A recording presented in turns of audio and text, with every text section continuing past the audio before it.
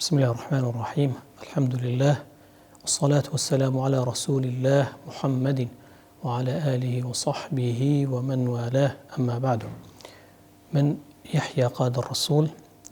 لدايك بوي صالي 1971 لشهر سليماني لدايك بوم دەستپێکی قورآن لەبەر کردن مەگەڕێتوانێ بۆ کاتێکە لە مەدرسەی ئەبوو بەکری سندیق بووم، لەوێ دەستم پێ کردووە، لەوێش هەموو قورآنی پیرۆزم لەبەر کرد کە ئەوەی کێسا لەسەر خەیاڵ بووم ئەکاتە پێش ساڵی 2003 تا لە ساڵی 2002 من بە تەواوەتی قورآنم لەبەر کردووە. بڕیارەکە کتوپڕ نەبوو، لەبەرەوەی کە من لە بواری زانستە شەرعیەکانم خوێن، لەبەرکردنی قورآن بۆ من کۆڵێت پێویست بوو، چونکە ئەو کەسێک کە لە زانستی عەلومی شەریعە خوێنێت پێویستە هەمیشە بەڵگەیە و پشت ئەستور بێ بە بەڵگەی قورآن و سنت، زیاترەوەی شێک بوو لە هاندارەکان کە قورآنم لەبەر کرد. قورآن تەواوی ژیانی ئینسانەکان بە تایبەتی ئەو کەسە ئاگۆڕێکە لەبەر یەکات، چونکە خۆی گەورە قورآنی بۆ ناردووە کە لتخرج الناس من الظلمات إلى النور بإذن ربهم إلى صراط العزيز الحميد. خەڵکی لە گومڕایی و لە نەزانی دەربێنێ بەرەو هیدایەت و بەرەو ڕووناکی و بەرەو بەختەوەری دنیا و دواڕۆژ. ئەتوانم بڵێم کە قورآن هەموو ژیانی ئەو کەسە ئاگۆڕێکە لەبەر یەکات، چونکە ئەگەر کەسێک تۆزە شارەزای هەبێ و سەر و دەرف بکات لە واتاکانی قورآنی پیرۆز، ئەبێت هەوڵ بدا ئەوەی کە قورآنی فەرمێت لە خۆیان بەرجەستەی بکات و جێمەجێ بکات، ئەوەی کە قورآنە فەرمێت لێی دوورکەوێتەوە بە ئەم ئینسانە لێی دوورکەوێتەوە. ئەوسا کە دەستم پێکرد، سەعد الغامدی زۆر خەڵک گوێبیستی بوو، منیش زۆر گوێبیستی بووم و زۆر حەزم لە دەنگی بوو، زیاتر کە ختمە کرد گوێم لەوە گرت، تەسجیلێکی تایبەت و ختمێکی تایبەتی ئەوم هەبوو، هەمیشە گوێم لێ ئەگرتووە، پێشی لەبەر بکەم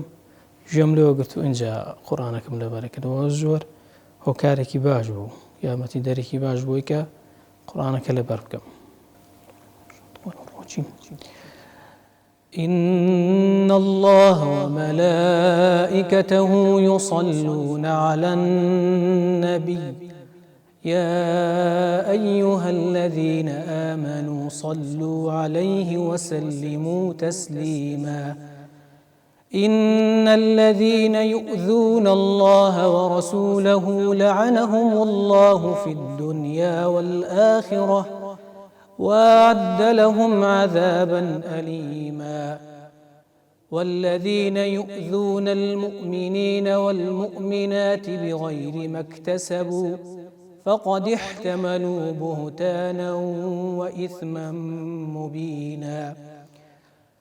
يا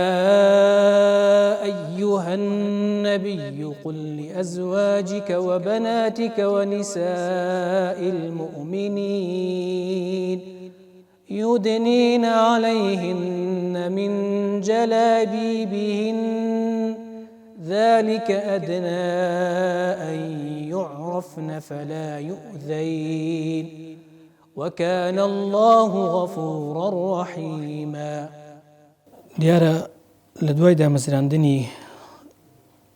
دەستگای نووری حیکمە لە شاری هەولێر لە ساڵی 2007 بڕیاردرا لە ساڵی 2009 لقێک دروست کرد لە سلێمانی، و سوپاس بخوا من یەکێک بووم لە دەستەی دامەزراندنەرانی ئەو لقە، و هەتا ئێستا لەو کاتۆ هەر بەردەوام و خزمەت دەکەین لەم دەستگایە. سوپاس بخوا کۆمەڵی خەڵک سودمەند بوونەوە لە ئێمە وتوانێتی مۆڵەتی قورآن و قیرائەت و ڕێواتی جیاوازە بگرێت. سوپاس بخوا کە ئەمڕۆ یەک دوو قوتابیمان هەیە توانیویانە تەواوی قورآنی پیرۆز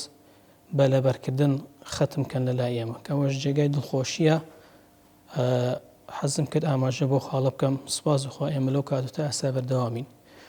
لێرە شەوا مەژیاریم بۆ هەموو دایک و باوکێکی بەڕێز، هەموو دایک و باوکێکی دڵسۆزەوەیە کە بەڕاستی هەر دایک و باوکێک قورآن لە مناڵیە فێری مناڵەکانی بکە، بەڕاستی تر هیچ شتێکی کەی ناوێ. قورآن بەسیەتی بۆ مناڵە، بۆ هەڵسوکەوتی، بۆ ژیانی، بۆ هەموو شتێکی